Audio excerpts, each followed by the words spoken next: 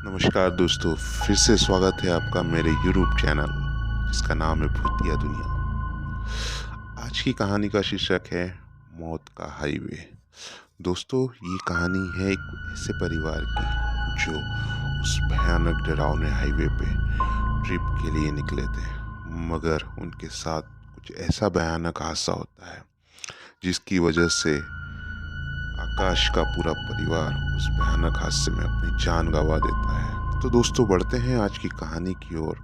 दोस्तों, आकाश जो कि अपनी पत्नी सुमन और उसकी बेटी के साथ ट्रिप पे निकला था, रोड ट्रिप पे निकला था। ब्रेक लगाते लगाते कार ने उस औरत को टक्कर मार दी। वो औरत अपने बच्चे सहित लगभग 20 फीट ऊपर उछलकर नीचे गिर गई और फिर जमीन पर गिरकर तड़पने लगी।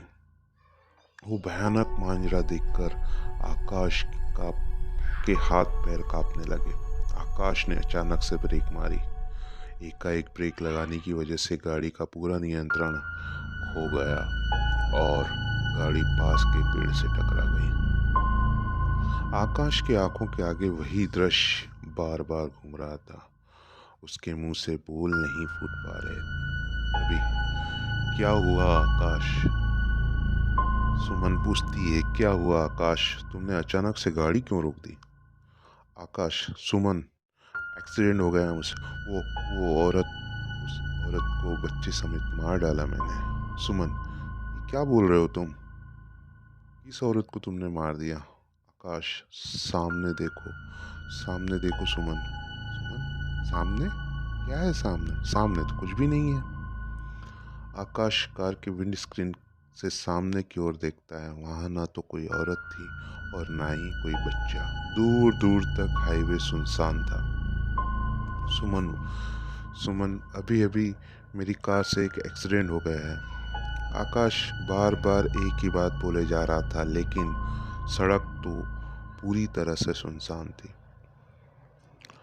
आकाश, लगता है बहुत देर से ड्राइव करने की वजह से तुम थक गए हो। तुम थोड़ी देर आराम करो, मैं कार चलाती हूँ।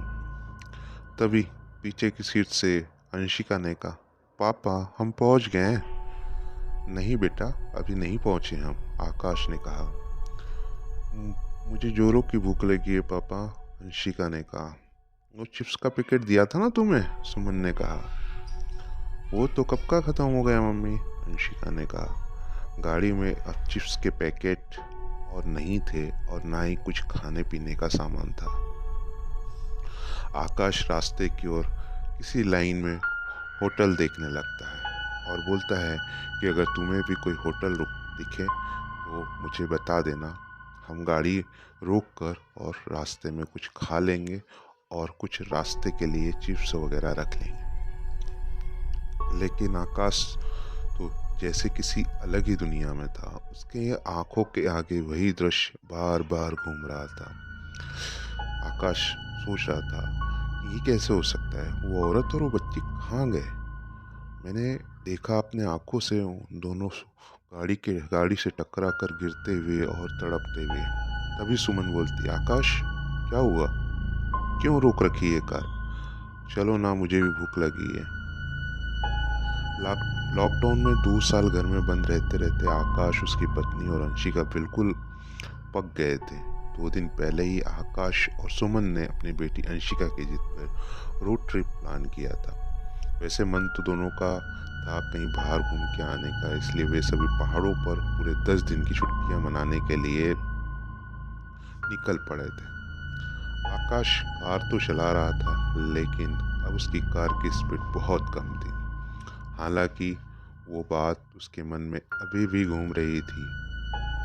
आकाश, फोन में नेटवर्क नहीं आ रहा है यार, कोई होटल भी नहीं दिख रही है, सुमन ने पूछा। पता नहीं सुमन, लेकिन होगा तो जरूर, आकाश ने कहा। ये नेटवर्क भी ना ऐन मौके पे चला जाता है, सुमन ने अपने फ़ोन को देखते हुए कहा।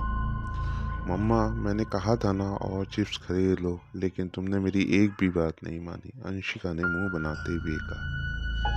बस तुम्हें तो यही सब खाना होता है हमेशा, फिर बाद में पेट दर्द होने पर हमारे सिर में दर्द कर देते हो, सुमन ने गुस्से में कहा। अपनी बीवी और बेटी की बातों को सुनकर आकाश धीमे धीमे मुस्कुरा रहा था। तभी अंशिका बाहर दिखती हुई जा रही थी। वो अचानक चिल्ला कर बोली, पापा स्टॉप द कार, वो देखो वहाँ है लाइन होटल। हाईवे के किनारे वह होटल भी कुछ अजीब सा था।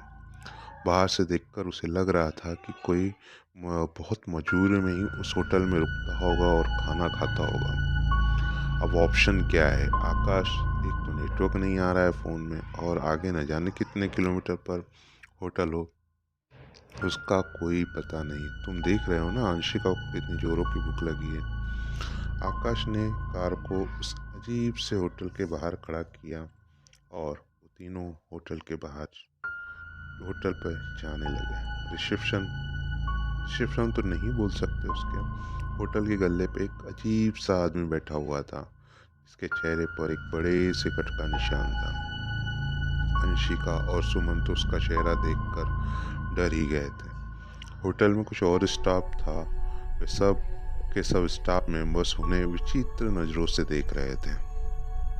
उन तीनों को ये सब बहुत अजीब लग रहा था, लेकिन भूख भी तो लगी थी उन्हें। तभी आकाश कहता है तुम आख सुमन कहती है आकाश से कि तुम खाना ऑर्डर करो, हम फ्रेश होकर आते हैं। फिर वो वहाँ के वेटर से पूछती है वॉशरूम किधर है।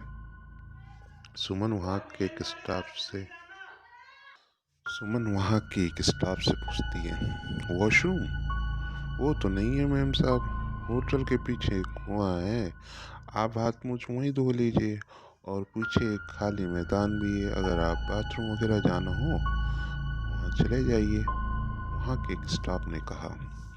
सुमन और अंशिका दोनों मुंह बनाते हुए होटल के पीछे चले जाते।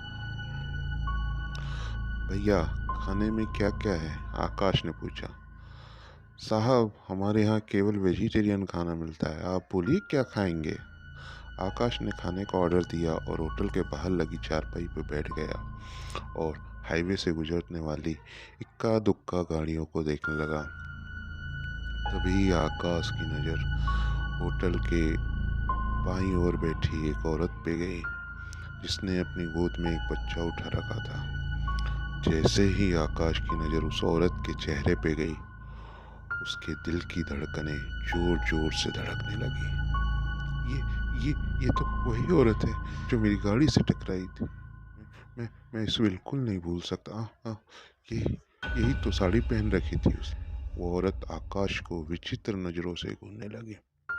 आकाश को बहुत देर लगने लग था। तभी उसने देखा कि वो औरत उस बच्चे को गोद में लेके उठी और हाईवे के दूसरी ओर से आ रहे ट्रक के सामने जाकर खड़ी हो गई। फुल स्पीड में आ रही ट्रक ने उस औरत को जोरदार धक्का मारा और दौड़ते हुए चली गई। ये सब देख आकाश के मुंह से चीख निकल गई। उसके पूरे चेहरे पे पसीने की बूंद आ गई थी और दिल की धड़कन तो इतनी बढ़ गई थी मानो कि अभी उसका हार्ट फेल हो जाएगा। वह बिल्कुल शॉक था।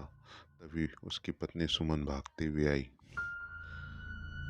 तो दोस्तों इसका सेकंड पार्ट मैं आपके लिए बहुत जल्दी लेके आऊँगा। ये फर्स्ट पार्ट है और दोस्तों आपसे एक रिक्वेस्ट है कि आप मेरी इस कहानी को सुने, लाइक करें और सब्सक्राइब करें मेरे चैनल को, ताकि आपको अगली आने वाली कहानी भी तुरंत मिल सके। Thank you.